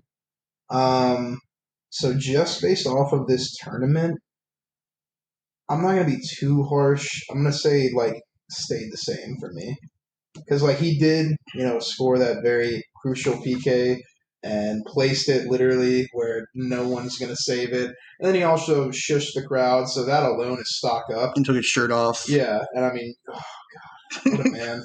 But anyways, yeah, no, I'm gonna just kind of say stayed the same because outside of that, I don't know, he didn't insanely impress me a lot because I already rate him, like high, so he can't go much higher unless he just goes insane. So I'm just gonna say stays the same. For me, I'm saying stock up because I understand that he had. I thought actually against Honduras he was good, but in the second, especially in the second half against Honduras, they just kind of like triple teamed him and marked him out of the game. Which I don't know if that has much to do with him. At that point, you're as his teammates, you've got to step up and make up for the fact that he's getting marked out of the game. Because there's only a few guys on this planet that are good enough to where they can be getting marked by 3 or 4 people and they'll still get on the ball. That's like Messi and Neymar, people like that. And Pulisic good, but he's unfortunately not that level. But I thought he was decent against Honduras. I thought, like you said, he didn't play that good against Mexico, but he scored that penalty. And I don't know. I've been kind of wondering. I've had a lot of excitement and hype around this young side and all the talent they have, but I've also wondered how they're going to come together as a team. And are they going to be up for that dogfight? Are they going to be up for that big moment where they have to step up and show a pair of balls, some cojones, and in a big moment come through? And he did. I've seen him take penalties in the past for the national team, and they were very average. And then for him to step up and take that, for some reason, even with that in mind, I just knew that he was going to make it. I knew that he was going to score, and he absolutely fucking scored. And I don't know. I just didn't. Because of that, his stock is going up because he did it in the big moment, the biggest moment of his national team career so far. He scored in that big moment, and that just kind of proved something to me. So I'm gonna say stock up just because of that. Let's go. Let's go with his backup, Brendan Aronson. I'm gonna say up for him. Yeah. Because we know he's good on the ball, draws a lot of fouls, and I think he showed that if we need him to come into a game, against a decent team, he can. Even got himself a goal against Costa Rica. Overall for me, this tournament, I'm going to say stock up. I'm about to have a hot take on Brendan Aronson. I'm going to say if he played in any other generation, that he's probably a starting left winger. I know Donovan, I guess, played there, but then Aronson could just go play right wing instead. Yeah. But so, yeah, I really, really like Aronson, and just his energy. He never stops running, and he provides us something different. Pulisic and Reyna, they like to come back and get the ball to the feet, whereas Aronson and also Weah as well, you saw in the Costa Rica game, they'll turn their defender and run in behind. Yeah. And I think it's just something different that is needed in a squad. So I really like Aronson. He seems to have a knack for a goal as well.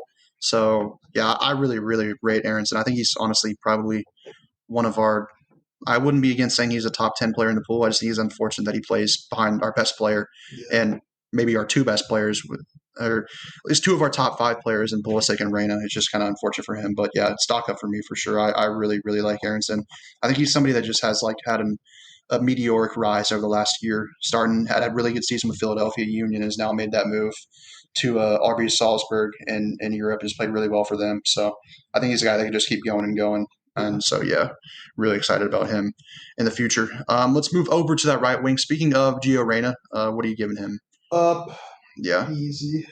He's another guy that I didn't necessarily know that he had that CONCACAF shit in him. Like against Honduras when the dude dove trying to draw a penalty, he went over there and obviously said some pretty fucked up shit because he pissed off the entire mom or some shit, bro. He pissed off the entire Honduran team. He's like, your mom's a whore. Yeah. Like, whoa.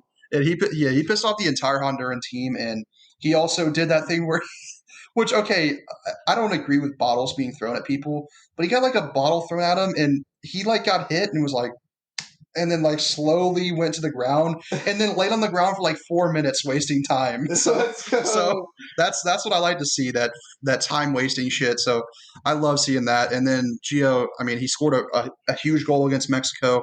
He got that assist for McKinney for the equalizer to make it 2-2. In terms of natural ability, he's he's just really, really, he's got a lot of class in him. He's still only 18 years old. Going to have a very, very good future ahead of him, both at club and country. Dude, I think the thing is all of our young guys, and I mean just the team in general, but mainly our young guys. We were wondering like, how are they going to mesh together? How are they going to come together Yeah. as a team? And I think because they are so close now and they're bonded, that like when they see one player getting like like somebody on the other team is like puffing their chest at them and talking Mhm. shit, it's like, oh, I'm getting in on this. Like they all come together and it's like they're in the fight together. Yeah. So I think because they're so close that all of them are down for the shithousery. I think too that they went through this. They did not play. They played awful against Honduras. Let's be real. Yeah. They didn't play good against Mexico for about 70 minutes, and yet they went through that and won a trophy, their first ever trophy together.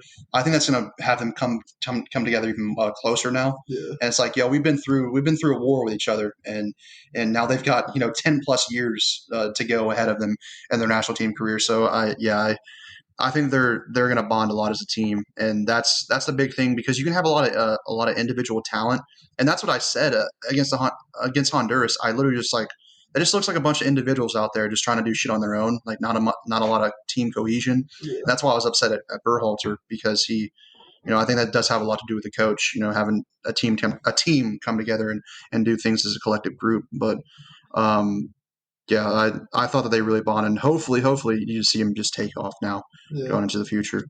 Yeah, and stock up. I don't think I said that yet, but definitely stock up for Gio. His backup, Timothy Weah. I'm not really sure about this one. I'm gonna say a little bit stock up, but overall, like he didn't. I don't know. I feel like he didn't do a lot. See, for me, I'm definitely going stock up, and the reason why is because I think I'm not going to say on the same extent to Brendan Aronson, but he, like, Gio Reyna and Pulisic are very similar. They both, like I already said, they like to come and get the ball at their feet and then turn and then make things happen. Both Aronson and Weah, those guys that, yes, they can do that, but they're also very willing runners to run in behind. And I just like that we have that option with Weah. He also can play striker. We saw him come in. I thought he did a brilliant job against Mexico, coming in and playing at wing back, and then I think he eventually ended up playing winger. But he just does.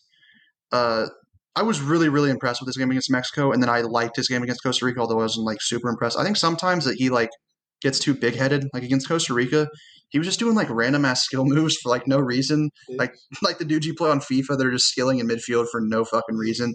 He did that a few times, but at the same time, he didn't do that against Mexico because he knew his job. And so I think that's like a sign of maturity. I wish he would do it more consistently, because there was a couple times against Costa Rica where like he tried to spin out of like 7 tackles at a time. Whereas, like, if you just like slide that dude in, it would have been a fucking goal. So, but I would say stock up for Weah. I like him. I think he could be an important player. And then his combination of like athleticism and technical ability, and like his skills and everything, I think that's kind of unique from the rest of the squad as well. Just gives us something different, and that's nice to have. You don't want to have a bunch of the same type of players. You like to have a lot of different players in the squad. So yeah, I'm gonna say stock up. Let's move on to the. I think we finished the wingers, so let's move on to the strikers. 3 of them. We'll start off with Josh Sargent. I don't know, man. For me, I think he stays the same.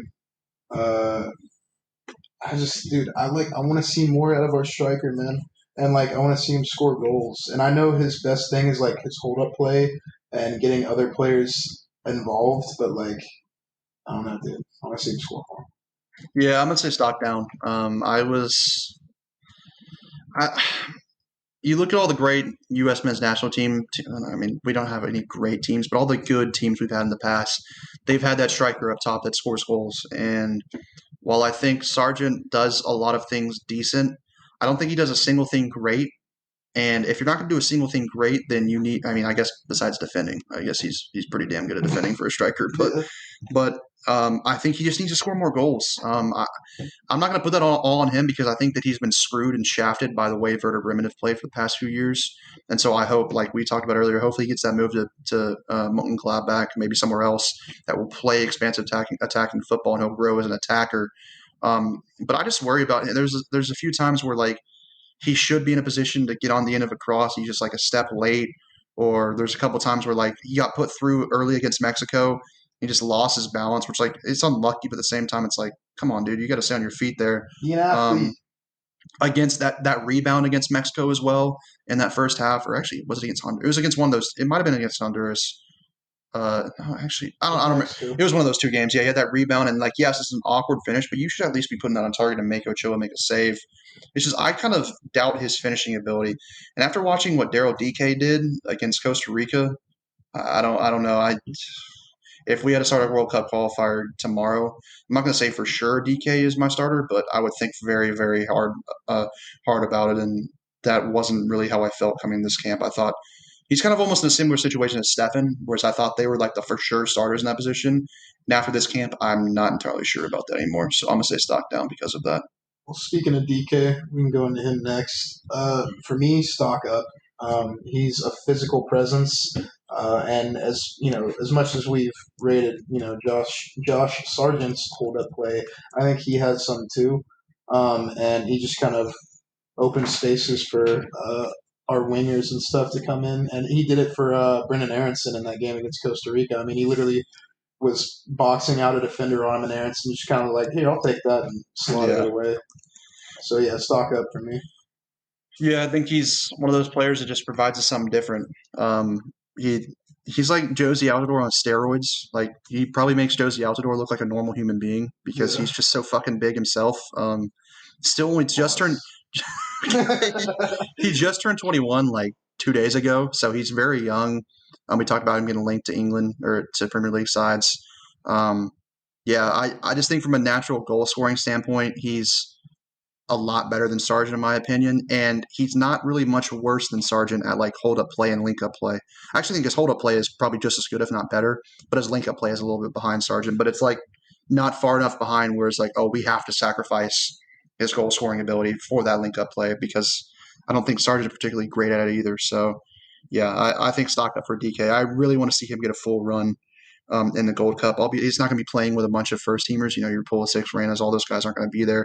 But if he could have a good camp, score 4 or 5 goals in the Gold Cup, then I think that'd make a strong case for him to be the starting number 9 come World Cup qualifying in September. Yeah. All right, and then finally, before we wrap this up, Jordan Sabachu, how are you feeling about him? I'm not gonna lie, I don't think I saw much of him, so I don't know if I can give an accurate. Yeah, I'll just say straight up, he scored a very, very important goal against Honduras. We might not win that tournament without that goal. And that was a big moment for him. He came on, was in the right spot at the right time, had a good header and scored. That was basically the only thing he did the entire tournament. I thought he had a couple of good moments of hold-up play in like the last 10 minutes of that Mexico game. But I just think that he's not very quick or athletic. He's a big dude. He's like 6'3", so he's more of a target man anyways. But I think he's someone that could be useful in the squad. Maybe, but when you have a guy like DK, I don't really know if you need a guy like Sabachu because DK can be that big, towering presence that can win headers and stuff. So I'm going to say down for Jordan Sabachu. I thought that maybe he would be like a key, like off the bench type of player. He came on against Honduras. Obviously, like I said, got that goal. But when he came against Mexico, he did absolutely fucking nothing for like 60 minutes besides like a couple nice hold-up play instances in the last few minutes of the game. I just think he's just an okay striker. I don't really think there's anything great about him. And yeah, I mean, if he starts against a team like Mexico or somebody like that and World Cup qualifying, I'm going to be fucking panicking. If he starts against a team like Honduras, I might still even be panicking. So yeah, I mean, he might have a future with the side. I think he's still only like 24 years old, so he could get better. But yeah, I'm just not super impressed with him. I'm not saying he's bad. I think he's all right, but I'm just not real impressed with him either. So I'm gonna say stock slightly down. And last but not least, actually, Greg Berhalter, stock up or stock down? Wanted to talk about him real quick. With some of the players he was starting, I was kind of like, why the hell are we picking these players? And for some of the sides he picked, I'm going to say there was a little bit of stock down for me.